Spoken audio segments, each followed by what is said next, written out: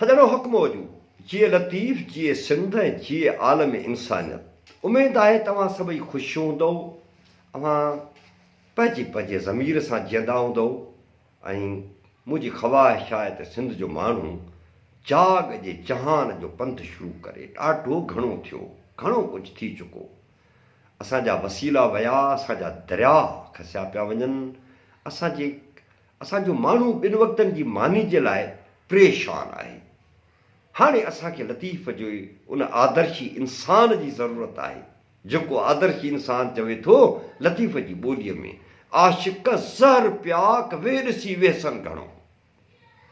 आशिक़ पहिरियां त आशिक़ उहे थींदा आहिनि जेके ज़हर खे ॾिसी अञा उन्हनि खे शौक़ु थिए पीअण जो, ज़हर पीअण जो अञा हुनखे शौक़ु थिए। ज़हर जी जिदोजहद आहे, आम जिदोजहद न आहे, मामूली जिदोजहद न आहे।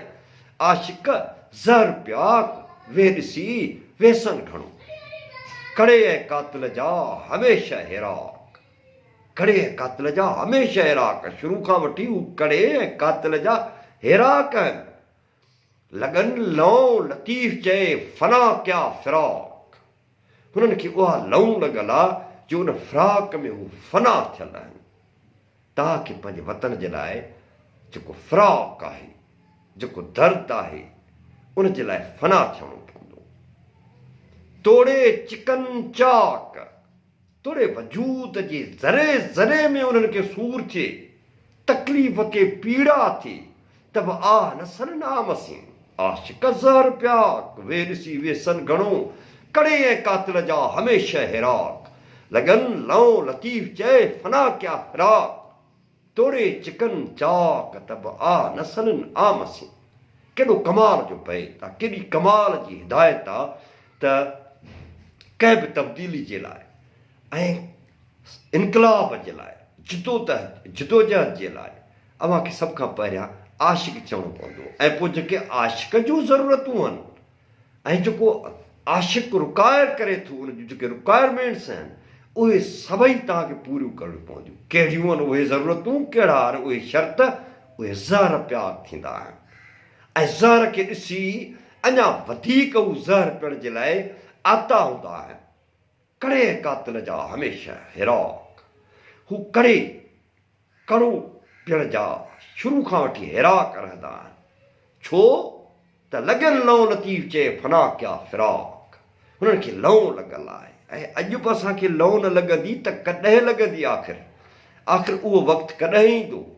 आख़िर उहा महिल कॾहिं असां वटि ईंदी जो असां पंहिंजे धरती, पंहिंजे वसीलनि, पंहिंजनि माण्हुनि, पंहिंजी क़ौम जे लाइ असां जाग कंदासीं, असां जिदोजहद कंदासीं ऐं असां मोहबती ॿेड़े ॻोठ ॿधिजे हिकिड़ो वांगुरु थींदासीं।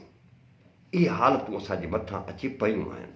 ऐं असांजो रहबर, असांजो फ़लसफ़ी, असांजो सुन्हो, असांजो रहनुमा असांखे 3 सदियूं अॻु इहे सभई ॻाल्हियूं सम्झाए वियो आहे त जागो, जाग खां सवाइ अव्हां वटि को बि रस्तो कोन्हे को।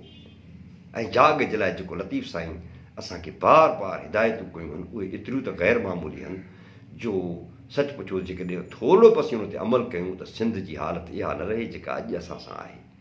अॼु असां जंहिं पीड़ा, जंहिं तकलीफ़ में आहियूं, जीअं असांजी फुरलुट कई पई वञे, जीअं असांजूं क़यादतूं विकामी चुकियूं आहिनि, जीअं असांजा सचा माण्हू कुंडाइता थी विया आहिनि, कुंड वठियो वेठा आहिनि, मायूसियुनि जे घेरे में आहिनि, असां हिकिड़े बहिरान मां गुज़री रहिया आहियूं।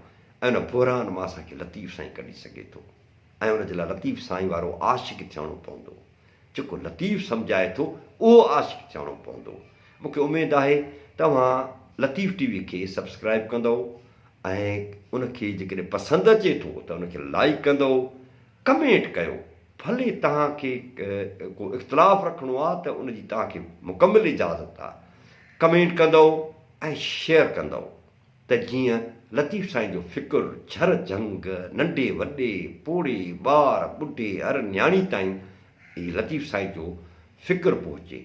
अदा असां वटि लतीफ़ साईं जे फ़िक्र खां सवाइ कुझु बि कोन्हे को। जेकॾहिं उनजो बांध झलियोसीं त इनशाअल्लाह असां मंज़िल ते ज़रूरु पहुचंदासीं। हक़ मौजूद जिए लतीफ़, जिए सिंध, जिए आलम इंसानियत।